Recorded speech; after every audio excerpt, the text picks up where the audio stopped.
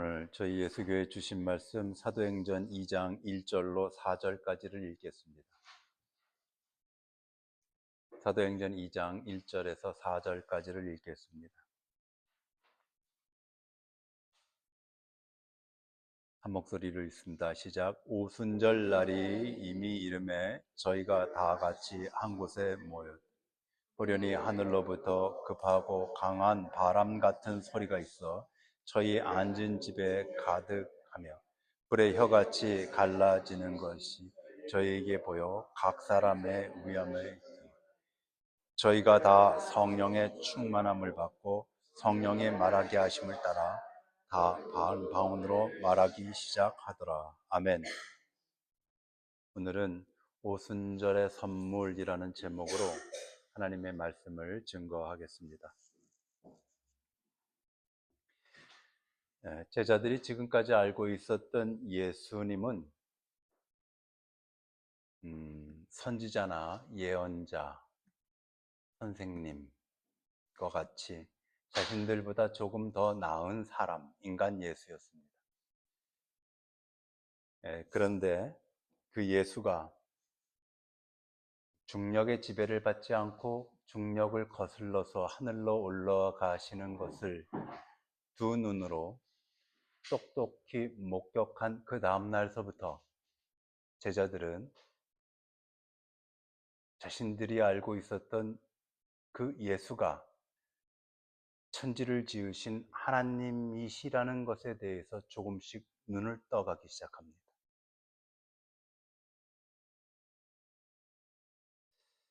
그리고 그 하나님이신 예수가 하셨던 마지막 말씀, 너희는 예루살렘을 떠나지 말고 성령의 세례를 기다리라는 이 말씀을 기억해 냅니다. 그리고 그들은 그들의 고향 갈릴리로 돌아가지 않고 말씀에 순종하여 예루살렘에 있는 마가의 집으로 되돌아가지요. 믿음은 자신이 가고자 하는 그 길을 가다가 주님의 말씀과 뜻에 따라 발길을 되돌리는 것. 저는 그것이 믿음이라고 봅니다. 믿는다고 하지만 여전히 자신의 가는 그 길을 고집하고 가는 것. 저는 그것이 믿음이라고 보기 어렵습니다. 믿음은 되돌리는 겁니다. 만일 그 제자들이 그날 예수님의 말씀에 따라서 마가의 집으로 그들의 발길을 되돌리지 않고 그들이 원했던 그 길, 갈릴리 어부의 길을 계속 걸어갔더라면은 지금 우리들에게 이 사도행전이라는 책은 존재하지 않을지 모릅니다. 모세가 들판에서 양을 치다가 하나님을 만나죠. 그날 하나님은 모세에게 네가 가서 애굽에서 신음하는 백성 그들 모두를 데리고 나오라는 하나님의 말씀에 모세가 여러 차례 이런 핑계 저런 핑계를 대면서 거절을 하다가 결국에는 그가 애굽으로 들어가지 않습니까? 사실 모세는 40살에 애굽에서 나와서 장인 이드로의 양을 치면서 벌판에서 산 지가 40년이나 되었을 때입니다. 그래서 그의 나이가 이미 80이 되었을 때죠. 모세는 아마도 그것이 자기 인생이라고 생각하고 살았을 겁니다. 40년 동안 들판에 살면서 들판에서 살아가는 그 들판이 자기의 인생길이라고 생각했을 겁니다. 그리고 모세에게는 그 들판처럼 편안한 곳이 없었겠죠. 그런데 그 모세가 자신이 가고자 하는 그 들판의 인생길에서 되돌려서 애굽으로 들어갔을 때 그 별것도 아닌 그 모세 그 한 사람을 통해서 하나님은 대단한 역사를 이루어내시죠.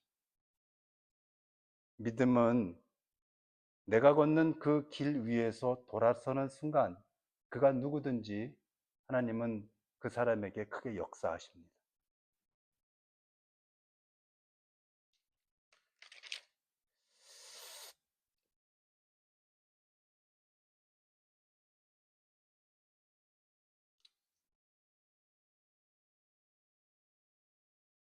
오늘 본문을 보게 되면은 오순절 날에 저희가 다 한 곳에 모였다. 그렇게 기록하지 않습니까? 상당히 어려운 모임이었을 것이다라고 지난 시간에 말씀을 드렸습니다.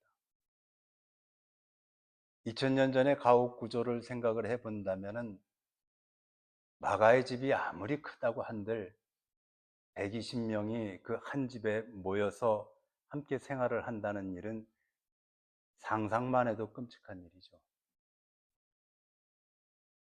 그들은 그 불편함을 어떻게 견딜 수 있었을까? 공간이나 육체적인 불편함도 불편함이었겠지만은 더 큰 불편함은 사실은 성경 속에서 행간 속에서 녹아나오는 수많은 이야기들 속의 배경들입니다. 그것은 무엇인가 하면 그들은 이미 서로가 서로를 볼 것, 못 볼 것 다 본 사이들이지 않습니까? 수년을 함께 생활하며 예수를 따라다니면서 그들의 미천이 다 드러났습니다. 배신자, 이중인격자, 욕심쟁이, 모든 것이 다 드러난 사이들이죠.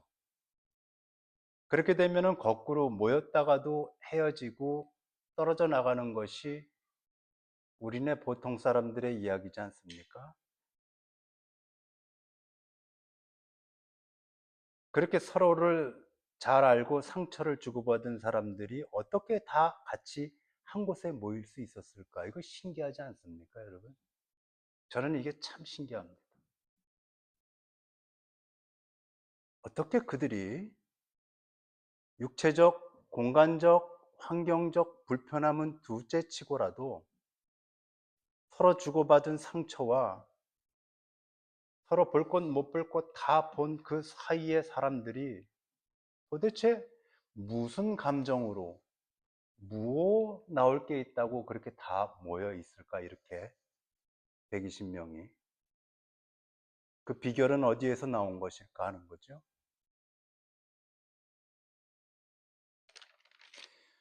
본문 1장 14절을 함께 읽겠습니다. 사도행전 1장 14절 말씀 함께 읽습니다. 시작. 여자들과 예수의 모친 마리아와 예수의 아우들로 더불어 마음을 같이하여 전혀 기도해 주옵소서. 아멘. 여기에 비밀스러운 단어가 하나 들어가 있는데 더불어 마음을 어떻게 해요? 같이하여 기도에 힘쓰느니라. 이 본문은 말입니다. 마치 마음을 같이하여 기도했다. 기도하기 위해서 마음을 모았다. 한 마음이 되었다로 읽혀지기가 까딱 쉬운 본문이죠. 그런데 사실은 이 본문은 그들이 한 마음이 되자 비로소 기도하기 시작했다. 그런 뜻입니다. 다르죠. 한 마음 된 것이 먼저이고 한 마음이 되고 나자 그들이 모일 수 있었고, 한 마음이 되고 나자 그들이 기도하며 한 마음이 되고 나자 그들이 예배에 매달리게 되었다. 그러므로 그 한 마음이 먼저 앞서 있다는 거예요. 그 한 마음은 도대체 어떤 마음이었을까? 어떤 마음이었기에 그들이 함께 기도할 수 있는 마음이 생기고 예배하며 그 불편하고 그 깨어진 인간관계 속에서도 한테 모여 앉을 수 있었던 것일까? 그것은 그들 모두가 한 분 예수님만 바라보았기 때문에.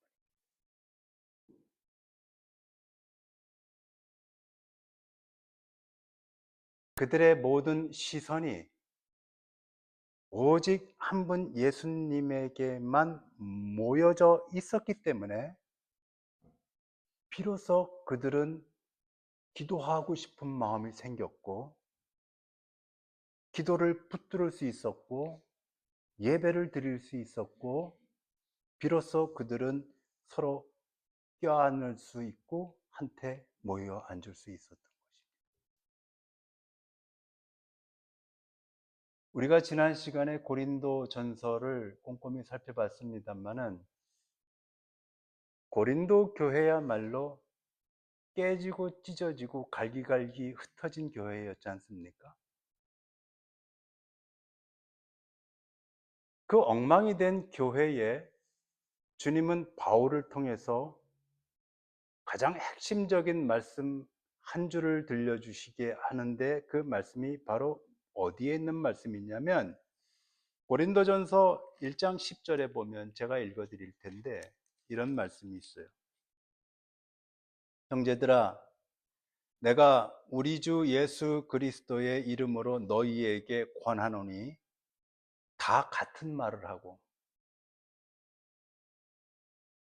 너희 가운데 분쟁이 없도록 같은 마음과 같은 뜻으로 온전히 합하라. 어떻게 같은 말을 할 수 있는 겁니까, 사람은? 교회에서 어떻게 한 목소리가 나올 수가 있을까요? 한 가지를 이야기하면 그렇습니다. 그 한 가지는 무엇입니까? 예수 얘기입니다. 다 같은 말을 하라. 오직 예수 얘기, 입만 열면 예수 얘기.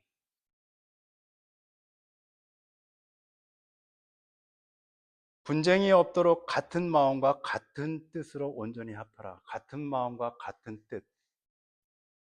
이거 분명히 교회에 전해주는 말씀이지 않습니까? 교회는 어떻게 같은 마음과 같은 뜻이 될 수 있을까? 취미가 같으면 그런가? 생활 수준이 같으면 그런가? 인생의 가치관이 같으면 그럴까? 여러분도 알고 저도 아는 것처럼 절대 그렇지 않습니다.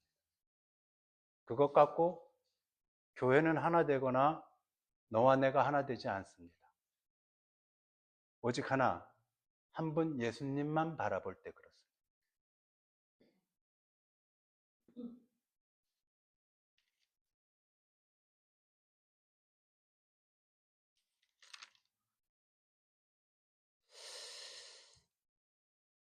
그래서 마가의 다락방에 모인 120여 명, 적지 않은 숫자죠. 120여 명이 단 하나의 마음이 되었습니다. 단 한 분 예수님만 바라보았더니 단 하나의 마음이 되었죠. 살면서 많이 느끼는 건데,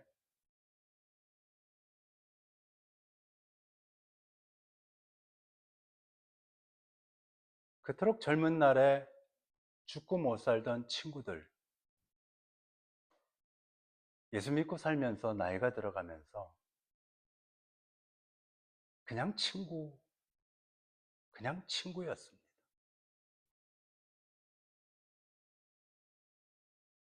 평생토록 그렇게 좋아하고 평생토록 우정에 목숨 걸고 살 줄 알았는데 그렇게 안 되더라고요. 그리고 정말로 하나 되는 사람들은 예수 믿고 나니까 또다시 새롭게 내 주변에 또 생겨나게 됩니다. 그들이 누구냐 하면 나랑 똑같이 예수를 바라보는 사람. 결국은 그게 중요합니다. 가족도 아무리 멀리 떨어져 있어도 똑같이 예수를 바라보는 가족은 함께 늘 같이 사는 것 같습니다. 그러나 같이 한 이불을 덮고 사는 가족이라고 할지라도 바라보는 초점이 예수가 하나가 아니면 또 그것처럼 먼 거 없습니다.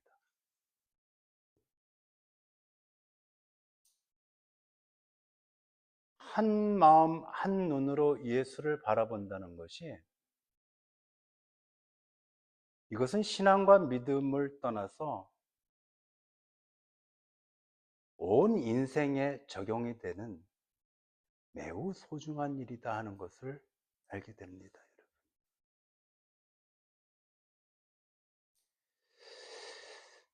기적은 하늘이 뒤집어지는 것이 아니라 우리 같이 서로 다른 사람들이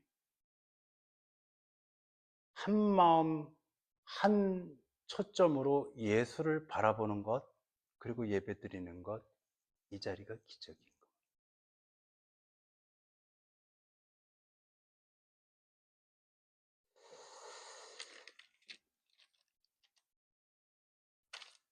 본문 2장 1절로 4절, 오늘 본문 말씀이죠.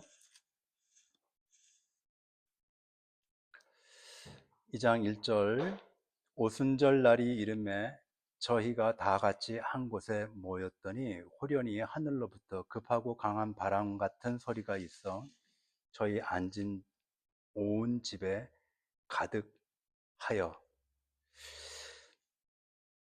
이제 우리가 잘 아는 성령 강림 사건, 성령님이 약속대로 와주신 날, 성령 세례가 임한 날, 성령 세례에 대해서는 몇 주 전에 말씀을 드렸죠. 물 세례와 성령 세례의 다름에 대해서 말씀을 드렸습니다. 이제 그런 날인데, 사도행전 2장 1절은 그날이 오순절이었다는 것에 아주 강한 방점을 찍어 놓고 있습니다. 성령이, 그들이 모였을 때 성령이 강하게 바람 같은 소리가 있으며 각 사람 위에 임했다, 이렇게 해도 이 본문은 조금도 문제가 없어 보여요. 그런데 이 사도행전 2장, 사도행전에서의 이 중요한 성령의 첫 번째 스타트를 끊는 이 말씀은 그날이 오순절이었다라고 하는 것을 아주 매우 매우 강조하고 있다는 겁니다. 이거 아주 중요한 겁니다. 그래서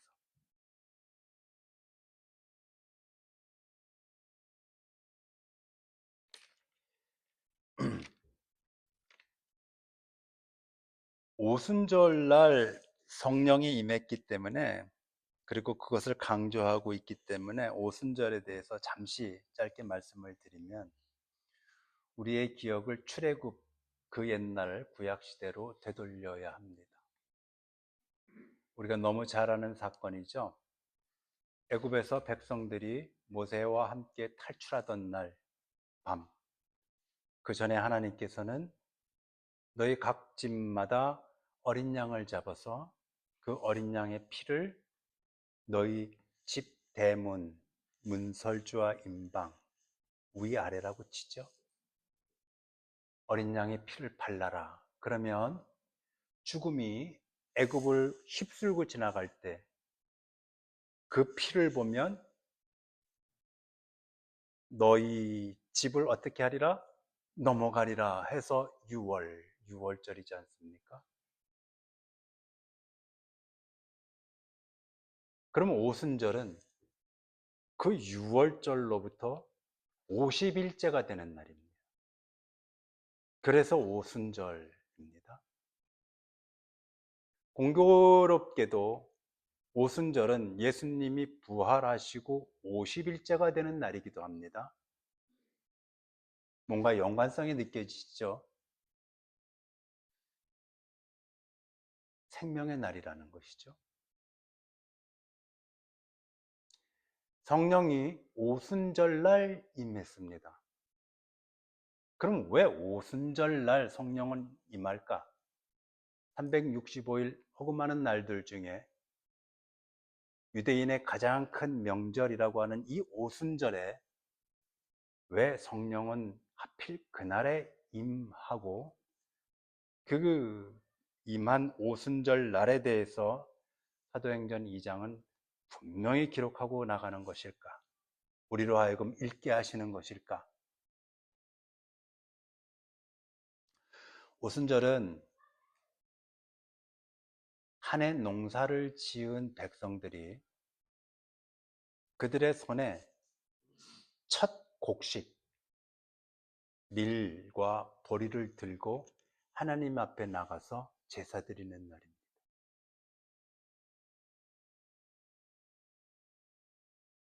그리 오래되지 않은 시절에 우리나라에게 보리고개가 있었죠.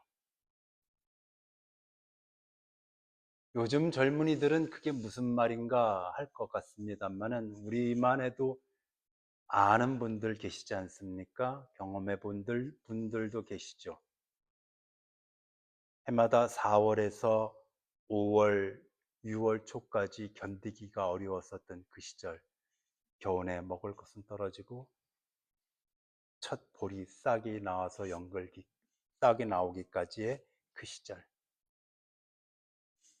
산에 푸르름이 생기고 칡뿌리라도 열매라도 풀이라도 뜯어 먹을 수 있는 그 시절까지의 견디는 한두 달 버리고 계지 않습니까? 2000년 전에, 수천 년 전에 이들은 그 오순절이 되기까지 보리와 밀의 첫 수확이 있기까지 어떻게 견뎠을까?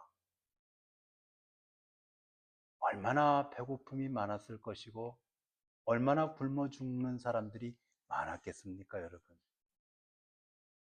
그러므로 오순절날 그들이 밀과 보리를 들고 하나님 앞에 나갈 때의 그 심정은 어땠을까? 첫 양식, 그 생명을 들고 나갈 때 그저 우리에게 보리를 주시고 밀을 주신 하나님 고맙습니다. 이런 정도의 마음으로는 나가지 않았을 겁니다, 여러분. 다시 살 수 있겠다, 다시 살아났다라고 하는 절박한 감정과 감사로 하나님 앞에 그것을 두 손에 들고 나가지 않았겠습니까? 그들이 사실은 손에 든 것은 밀과 보리였지만은 그들은 알고 있었습니다. 이 밀과 보리가 자신들에게 열매로 오기까지 지난 1년 동안 하나님께서 햇빛을 어떻게 쏟아 부어 주셨는지, 얼마나 많은 빗방울들을 보내주셨는지, 바람은 또 어떻게 불었는지,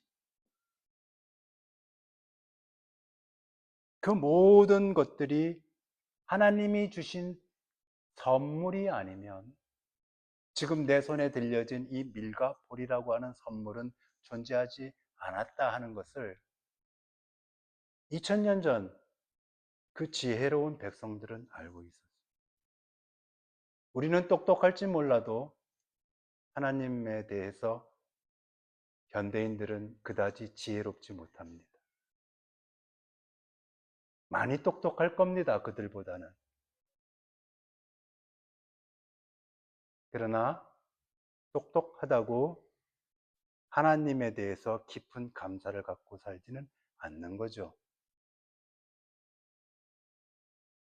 그들은 내 손에 들려진 이 보리와 미리 오기까지의 전 과정을 절절한 마음으로 알고 있었을 겁니다. 그래서 오순절은 선물의 날이죠.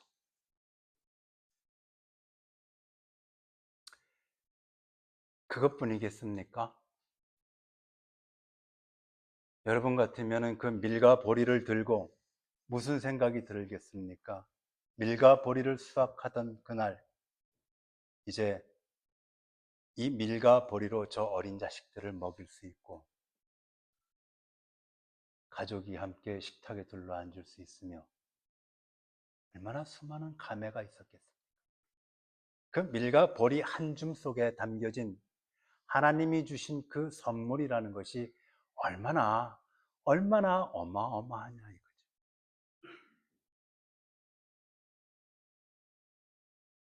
결론부터 말씀을 드리면 오순절은 하나님이 우리에게 선물을 주시는 날이죠. 다시 살아났다라고 하는 선물. 생명의 양식을, 그것이 오기까지의 전 과정을 훑어가며 하나님을 기억하게 하는 신앙 회복의 선물. 그래서 오순절은 말할 수 없는 선물의 날이 되는 거예요. 그런데 오늘 우리가 이 본문을 읽어서 아는 것처럼 성령이 그 오순절에 왔어요. 선물의 날에 하나님이 성령을 선물로 보내주신 거예요.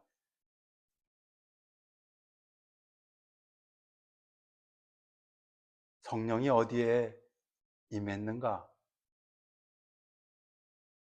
그들이 한 분 예수에게 초점을 맞추고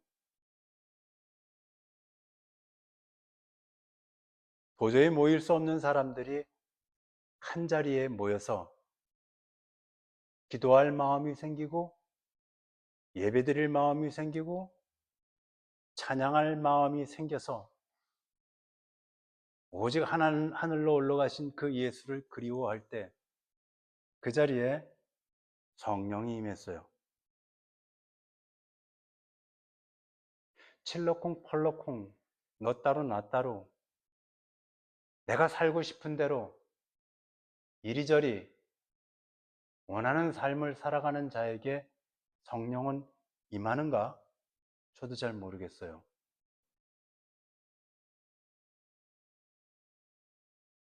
오직 예수에게 초점을 맞추고 그 예수의 말씀을 기억해내며 기도하고 싶은 마음과 의지하고 싶은 마음이 간절히 피어오르는 자에게 성령은 임하는가? 그들에게만. 저도 잘 모르겠어요. 그건 저도 잘 모르겠습니다. 왜냐? 성령은 저의 영역이 아니기 때문이죠. 그러나 저는 성령이 오직 예수에게 초점을 맞추고 예수가 간절한 사람들에게 임하기를 바라요. 그래야 공평하신 것 같아요. 그래야 공평한 선물 같아요.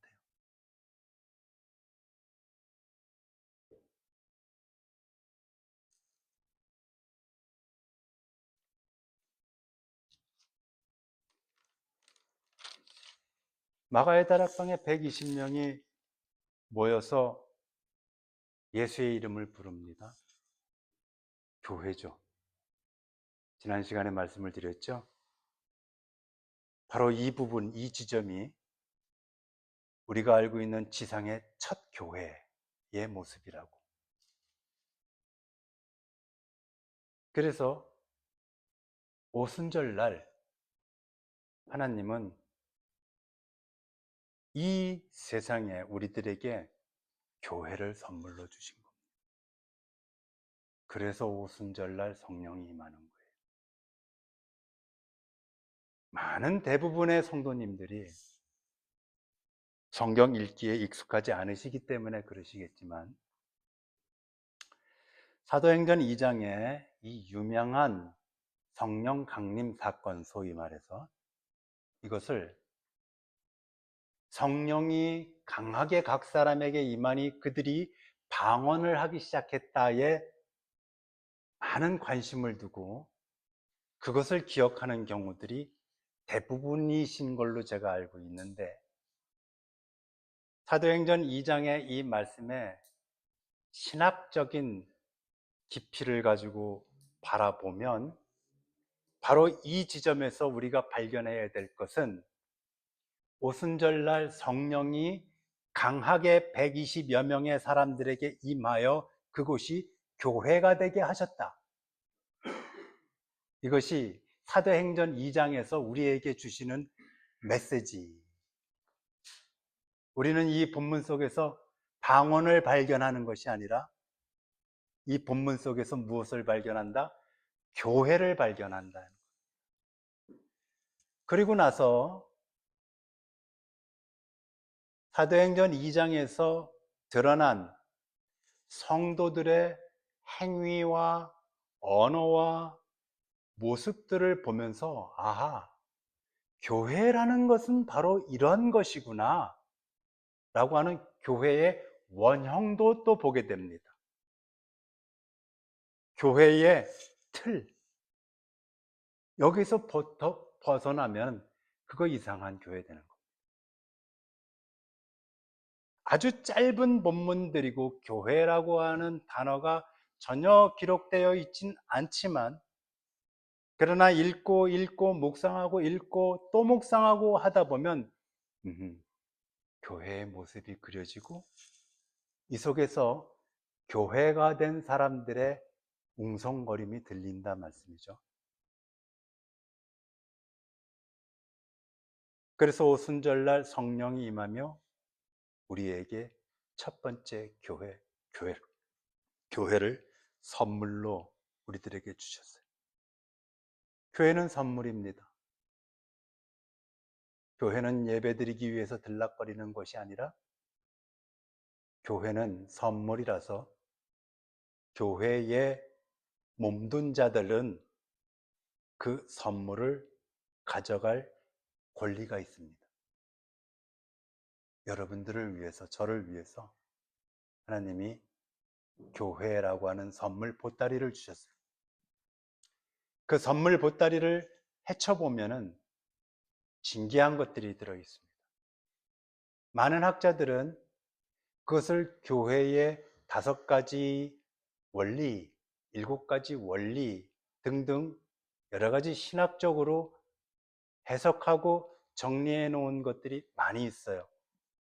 저는 오늘 여러분들과 함께 교회라고 하는 보따리 속에 담겨진 것, 우리가 기억해야 할 만한 것 두 가지를 말씀드리려고 합니다. 그래서 오늘 설교의 제목이 오순절의 선물.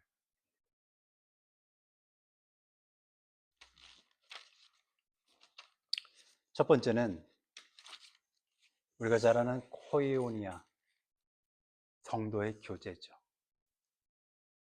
교제를 선물로 주셨다. 우리가 서로 교제 나누게 해주셨다는 거예요.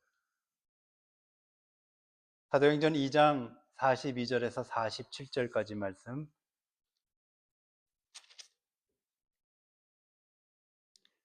한 목소리로 42절에서 47절까지 말씀 읽어보겠습니다. 시작. 저희가 사도의 가르침을 받아서 서로 교제하며 떡을 떼며 기도하기 전혀 심습니다.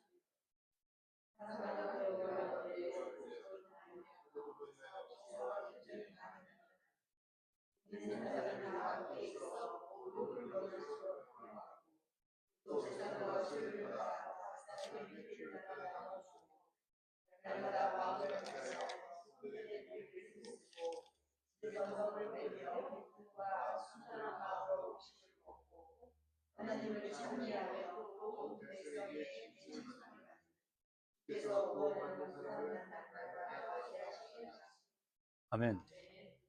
교회라고 하는 이 선물 보따리를 열고 보니까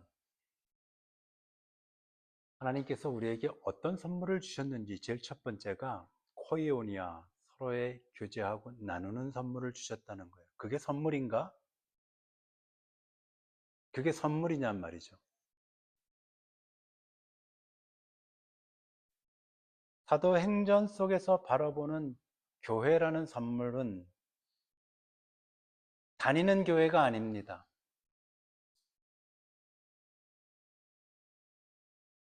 이 교회는 나누는 교회예요. 교회 다니는 것이 아니라 교회는 나누는 곳이에요. 사도행전 속에서 드러난 첫 번째 교회의 모습이 바로 이 모습이지 않습니까? 이거 아주 유명한 본문이죠. 이것을 두고 어떤 이들이 예수가 아마도 한 달이나 두 달 정도 있으면 재림하실 것이다라고 믿었기 때문에 이까짓 거 내가 집 갖고 있으면 뭐하나, 금덩어리 갖고 있으면 뭐하나, 너 가져라 너 가져라 그렇게 했다고 멋대가리 없이 해석하는 신학자들도 저 여러 보았습니다. 지 마음대로 하는 거죠. 그래서 예수가 몇 월 며칠 날 온다고 그러면은 미친 이단자들은 어떻게 합니까? 있는 거 없는 거 다 팔아치우고 어디 이상한 다락방 같은 데 들어가가지고 집단 자살하고 막 그러지 않습니까? 이제 그러한 것을 여기다가 대붙인다 이 말씀이죠. 그렇지 않습니다. 이 본문이 갖고 있는 것은 성도의 교제예요. 교회는 다니는 곳이 아니라 나누어 주기 위해서 모이는 곳이다. 이것이 메시지예요. 교회는 뭔가를 얻어가는 곳이다? 아니다. 교회는 은혜 받기 위해서 가는 곳이다? 그렇게 보니까 그것도 아니에요. 교회는 내가 받은 은혜를 너에게 주기 위해서 가는 곳이에요.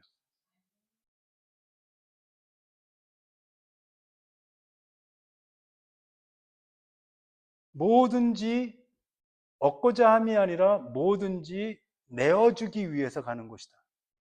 교회는 소유한 것을 드러내는 곳이 아니다. 저는 그래서 우리 교회는 참 정말로 감사한 게 명품 입고 오시는 분 한 분도 없어서 너무 감사해요. 명품 입고 오지 마십시오. 아니, 그러니까 없으니까 못 입고 오신다는 거 내가 아는데.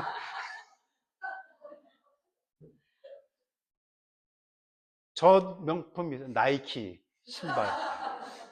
옛날에는 그 나이키 명품이었습니다.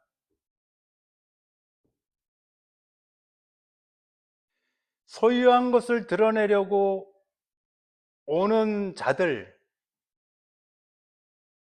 보이고 싶어서 오는 자들이 있는 교회. 그리고 교회는 사도행전 속에서 바라본 교회는 그러한 것이 교회가 아니라 내가 소유하지 못했거나 또는 소유하지 않기로 한 것을 드러내기 위해서 오는 것이다. 소유하지 못한 것을 드러내고 그리고 소유하지 않기로 한 것을 자랑스러워하는 곳, 그것이 교회다. 아멘이에요. 이게 사도행전의 2장에서 우리에게 보여주고 있는 교회의 모습이라는 거예요.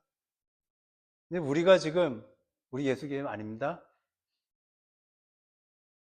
얼마나 많은 교회들이 이 지점으로부터 멀리 떨어져 있는가. 자신이 속한 교회가 이 지점으로부터 얼마나 떨어져 있는지조차도 모른 채 교회를 들락거리는가. 정신 똑바로 차려야 되는 거예요, 목사들. 사도행전에 이 첫 교회가 생겨났을 때 세상은 어떤 세상이었을까요?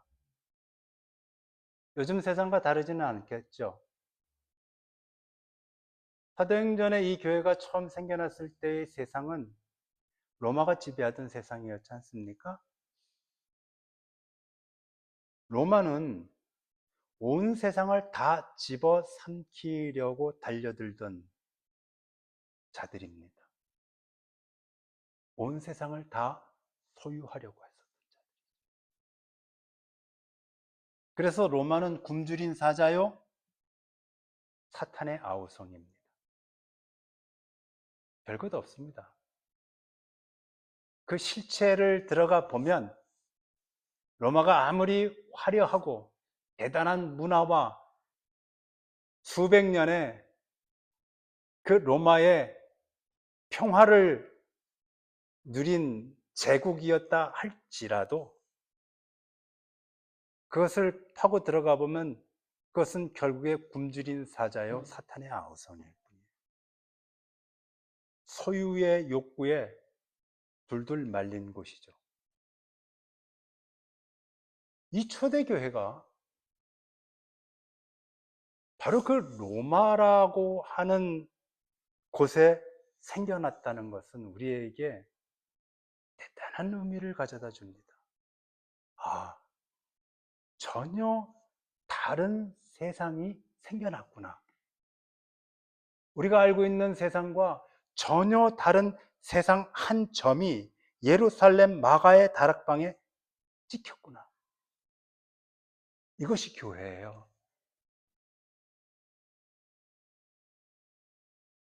유대 종교인들, 예수를 십자가에 못 박아 죽인 유대 종교인들은 어떻습니까? 그들은 로마의 빌부터 살던 사람들이에요. 권력의 빌부터 살던 자들. 아니면 하나님의 이름을 팔아서 자신들의 권리와 자신들이 누리고 있는 것을 보호하고 지키려고 했었던 자들.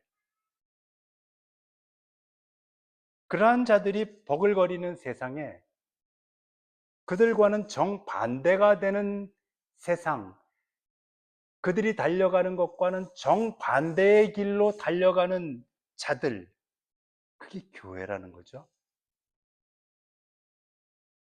이게 교회가 갖고 있는 본질이에요.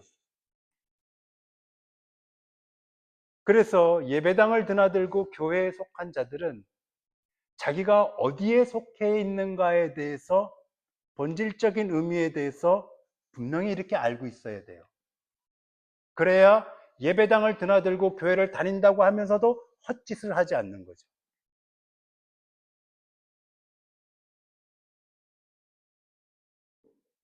그런데 이게 왜 복입니까? 로마의 황금이 복이지,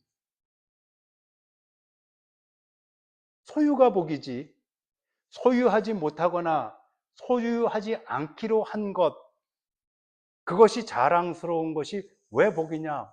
왜? 그 말씀이 본문 2장 47절에 이렇게 기록이 되어 있어요. 함께 읽습니다. 시작.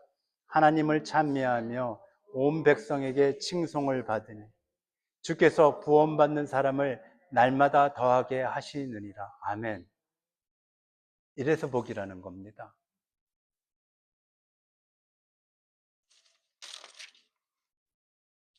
사람이 어떻게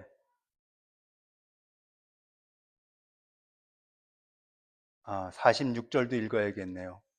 46절도 함께 읽습니다. 시작. 날마다 마음을 같이하여 성전에 집에서 먹을 기쁨과 순전한 마음으로 음식을 먹고 하나님을 찬미하며 또 온 백성에게 칭송을 받으니 주께서 구원받는 사람을 날마다 더하게 하시느니라.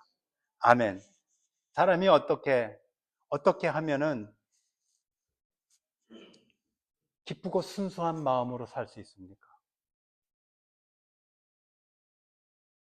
여러분, 기쁘고 순수한 마음이라는 이 단어만 듣는 것만으로도 행복해지지 않습니까? 여러분, 우리가 무엇 때문에 행복해지고 마음이 밝아질까? 누구를 만나면은 내 우울이 사라지고 기쁘고 순수해집니까? 기쁘고 순수한 사람 만나면 그래요. 아, 이 사람은 정말 속이 없듯이 그냥 사람이 참 순수하다. 깨끗하고 기쁘다, 이 사람은.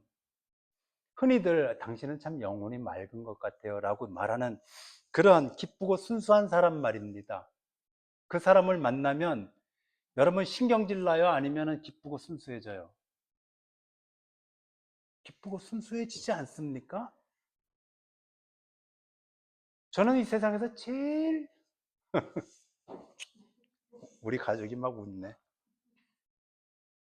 기쁘고 순수한 사람이 제일 부러워요.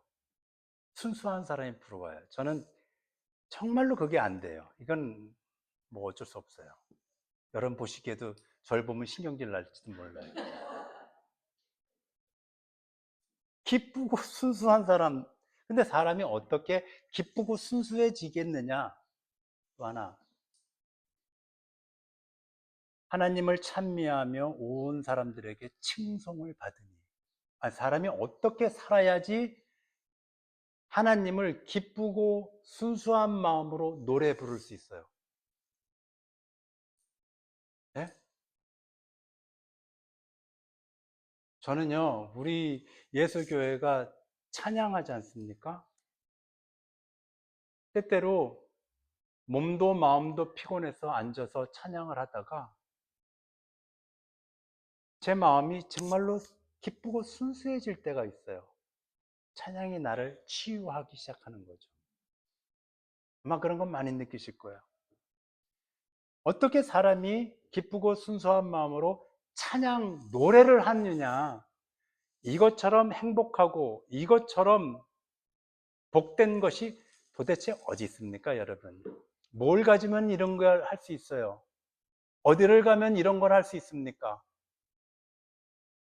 어디를 가면은 사람들이 저 인간 꼴 보기 싫다, 그 소리 듣기 딱 좋은 이 세상에서 어디를 가면 당신 사람 참 괜찮은 사람이야 소리를 어디를 가면은 어떻게 들을 수 있겠느냐? 교회. 하나님이 선물로 주신 이 교회에서 그런 일이 일어난다는 거예요. 그러니까 교회가 선물일 수밖에 없어요.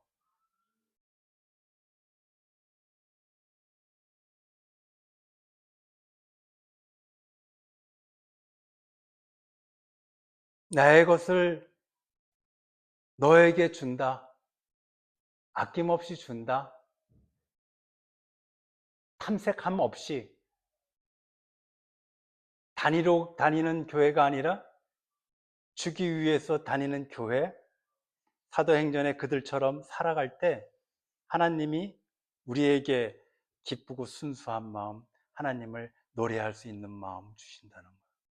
이게 선물이라는 거지. 그 복을 누리시기를 축복드립니다. 두 번째 선물은 캐리그마, 말씀 선포입니다. 여러분 기억하십시오. 하나님은 이 교회를 이 세상에 만드실 때 교회를 통해서 하나님의 말씀이 들려올 수 있도록 설계해 놓으셨어요.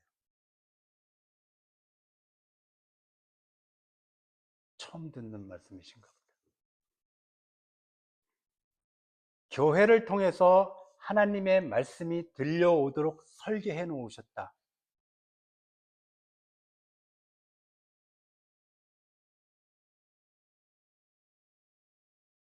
첫 120여 명의 사람들이 모여서 지난주에 베드로가 일어났었죠.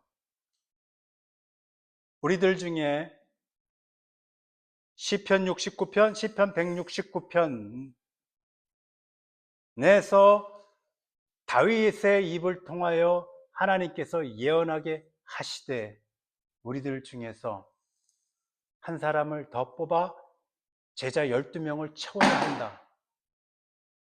말씀에 뿌리를 두고 말씀에 근거하여 베드로가 설교를 시작합니다. 제자들이 120명이 모였을 때 첫 번째 들려오는 캐리그마, 하나님의 말씀의 선포의 자리였어요. 교회가 생기자마자 떡 해먹지 않았어요.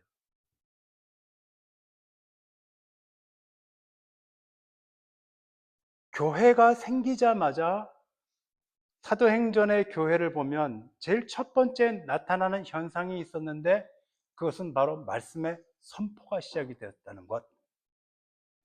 그래서 하나님은 이 교회를 통해서 하나님의 말씀이 선포되도록 설계해 놓으셨기 때문에 그날 베드로가 일어나죠.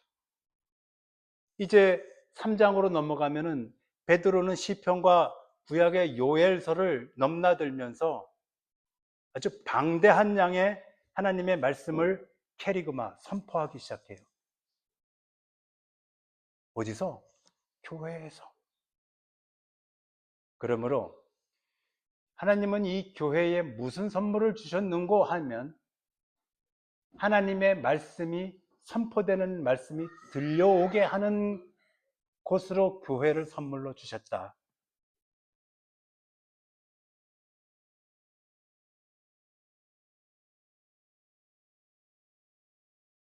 그래서 교회에서 들려오는 하나님의 말씀의 선포를 우리가 들을 때 우리의 생명이 계속 되살아납니다.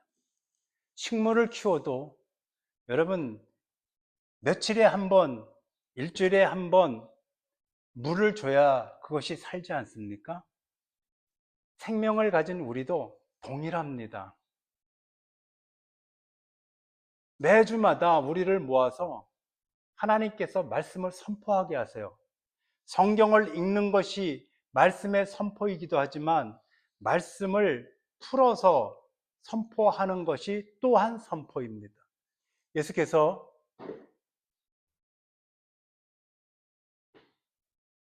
예루살렘에 십자가 사건이 있고 난 뒤에 도망가는 두 제자에게 함께 가시면서 그들에게 최근에 있었던 이야기를 다 풀어서, 구약에 있는 모든 말씀을 풀어서 예수께서 그들에게 말해주자 그들이 이렇게 얘기하죠.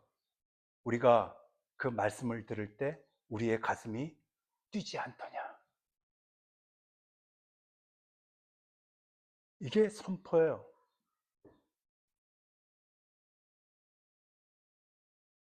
마태복음 4장 4절에 뭐라고 말씀하셔요? 사람이 떡으로만 사는 것이 아니라 하나님의 입에서 나오는 모든 말씀으로 사느니라. 이 말씀은 우리가 잘 아는, 예수께서 광야 시험 당하실 때 마귀가 저 돌들을 다 떡으로 만들라고 했을 때 그 마귀에게 하셨던 말씀이지 않습니까? 이 말씀은 말입니다. 사람들은 떡이나 밥심이나 돈의 힘이나 그런 걸로 사는 줄 알지만, 예수님은 사람은 말이다, 떡심이나 밥심이나 돈심으로 살게 되어 있지 않아. 원래 그렇게 만들어 놓지 않았어. 사람은 떡심, 밥심, 돈심 말고 또 다른 힘이 있어야 반드시 살게 되어 있어. 이게 이 말씀이에요. 그 힘이 무엇이냐? 하나님의 입에서 나오는 모든 말씀으로 산다가 바로 그 힘이에요. 그래서 하나님께서 사람을 창조하실 때 떡심, 밥심, 돈심 말고 또 다른 힘으로 살 수 있도록 창조해 놓으시고 설계해 놓으셨는데, 마귀는 그날 예수에게 뭐라고 말하느냐 하면, 사람은 떡심, 밥심, 돈심만 가지면 살 수 있다라고 그때도 예수님에게 그렇게 이야기했고 지금도 우리들에게 그렇게 이야기하고 있는 거예요. 그거면 살 수 있다라고 얘기하는 겁니다. 교회 필요 없어요. 그것 갖고 사는 줄 아는 거예요. 성도는 그들에게 여보게 그것 갖고 살지 못해. 사람은 그렇게 되어 있질 않아. 이렇게 말하는 자들이 되어야 하는 거죠. 마귀는 그것 갖고 충분하다고 얘기해요.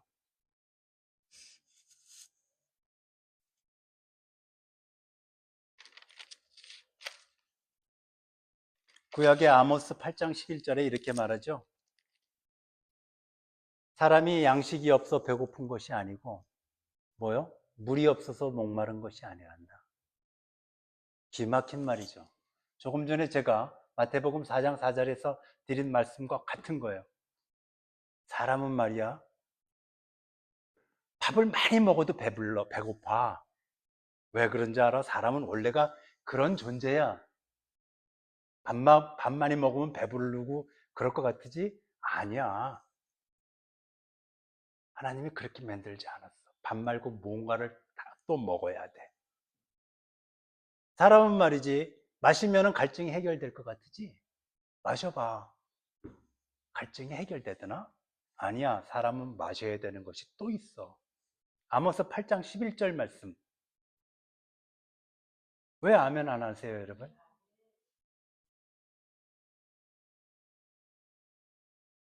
뭐냐? 아모스 8장 11절. 사람이 양식이 없어 배고픈 것이 아니요 물이 없어서 목마른 것이 아니다. 하나님의 말씀을 듣지 못함이라.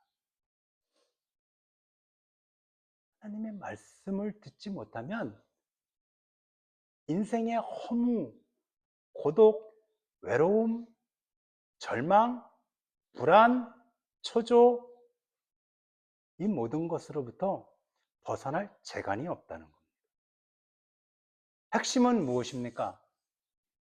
교회에서 들려오는 하나님의 선포된 캐리그마의 말씀을 듣지 않으면 그렇다는 거예요.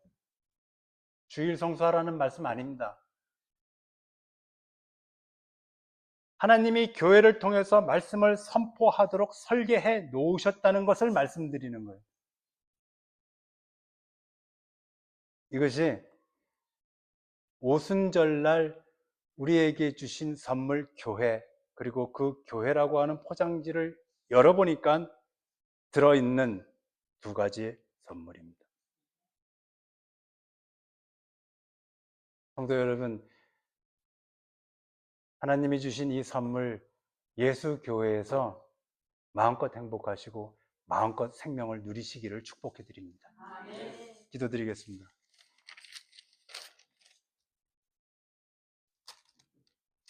거룩하신 하나님, 갈릴리로 향하던 제자들이 마가의 집으로 발길을 되돌리는 것을 보면서 믿음이란 내가 가고 싶은 인생의 길에서부터 하나님의 뜻에 순종하여 되돌리는 것이라는 것을 배웠습니다. 행여나 지금 우리들이 걸어가는 인생길 중에 아직도 되돌리지 못하는 것들이 있다면 이 시간 우리의 발길을 되돌리게 해 주십시오. 하나님, 그날의 제자들처럼 우리의 인생에 바라보는 초점을 오직 한 분, 예수님에게 고정시켜 주십시오. 그럴 때 갈라지고 상처로 깊게 패인 우리들의 마음과 감정이 회복되는 것이고, 가족들이 서로 하나가 되고 서로 행복한 관계 회복이 일어난다는 것을 알게 되었기 때문입니다.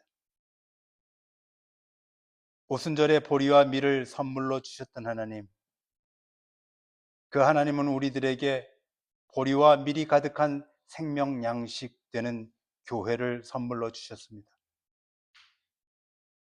선물이 선물인지도 잘 알지도 못한 채 교회에 다닌다고 드나들지 않게 하옵시고, 교회 안에 담아주신 소중한 선물들을 모두 소유하게 하사 우리로 복된 성도들의 인생을 살아가게 해 주십시오. 감사드리며 교회의 몸 되신 예수님의 이름으로 기도드렸나이다. 아멘.